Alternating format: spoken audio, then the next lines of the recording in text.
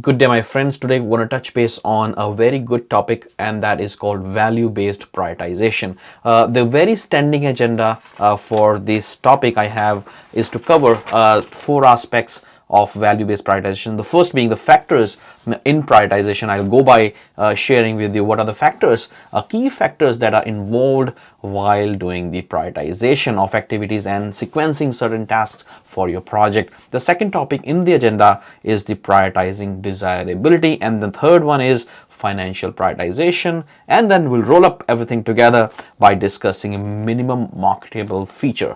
So first topic being factors in prioritization. So have you ever seen a scenario where you take a certain task ahead of the other task just because the amount of risk it removes from doing that activity ahead of anything else, right?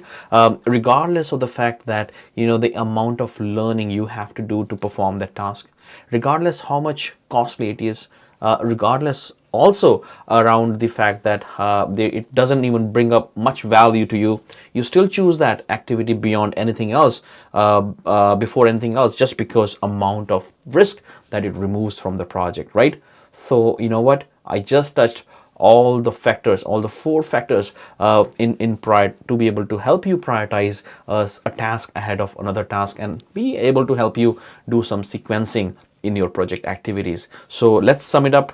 The factors in prioritization include the financial value, cost, amount of learning, and the risk removal. I hope you like it. This is our first agenda. I just covered it very organically. I love to, I love to explain things organically, because once you share the concept using the real examples, it registers deep in your head, and I like it, right? So next topic, let's less of a jibber jabber, more of a work now. So next topic for us is going to be again in factors of prioritization, we'll see the four quadrants of the risk value relationship. So the next topic for us is going to be the four quadrant of the risk value relationship. Let's go deep dives, being able to prioritize anything based on the risk factor here, right? So we have, as a project manager, we are blessed with a lot of matrices that has been provisioned to us to be able to make certain decisions. One of them being the four quadrant of risk value relationship. On x-axis you have the for the risk, you have the value of risk. Is it going to be low or is it going to be high? On the y-axis again, you will have risk itself. It's a low risk or a high risk, right? So it makes a four quadrant for you, right? Anywhere where it meets high risk and high value, in that scenario, you are going to do that activity first, right? Anywhere when it is going to be the highest risk, but the value is super low, then you are going to avoid that risk, right? So, and then and then you will also have a situation where the value will be low and the risk will be low as well. What are you going to be doing with that task? Everything is low, right? For the prioritization, where it does come, it's going to come quite low in the sequence. So you're going to do it last, right? And then, there will be a moment where you have in the quadrant a high value and a low risk. You know what are you going to be doing that? You're going to be doing it second after the item which is of high value and high risk. So four quadrant basically defines for you what you're going to be doing first, what you're going to be doing next, what you're going to be doing last, and what you're going to be avoiding to really be able to do, right? So this is the four quadrant. It explains quite well if you have this matrix in front of you, and if you're going to gauge your activity based on just the risk value analysis, you are able to sequence them. I hope you like it. Try this example. Try this as an example in some of your activity. Try to gauge your activity based on the risk value in there, right? And you'll be able to sequence them.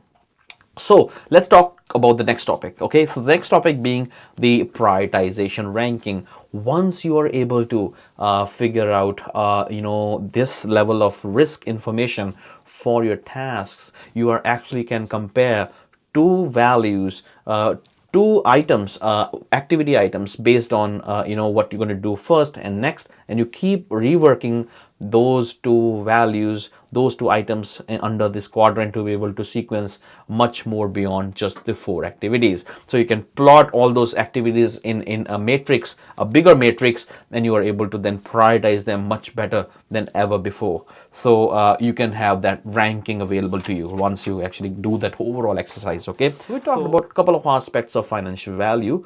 I hope it's going to make some sense. If it doesn't, that's okay. In the comment section, please type and write to me what makes sense to you, what doesn't, and if you need more examples, I'm very keen to share with you. See, I have abundant of examples. I can go any level of depth with you guys, but I really need to understand from your feedback what you really want me to focus on, right? I'm here for you. I will be ready with another video, but give me some feedback. That is more important for me to be able to assist you and consider myself as your friend, as a partner in be able to, add more knowledge to you. I strongly believe in the fact that knowledge is key, and you can only build upon the knowledge once you share your knowledge. So I'm actually learning today a lot by sharing my knowledge with you, and I hope you're going to share your knowledge with me as well. With that thought, let's wrap this up, and you all have a fantastic week and days ahead. But don't forget to subscribe, like, and update me with my feedback for me. In the meantime, you all have a great day ahead. Bye for now.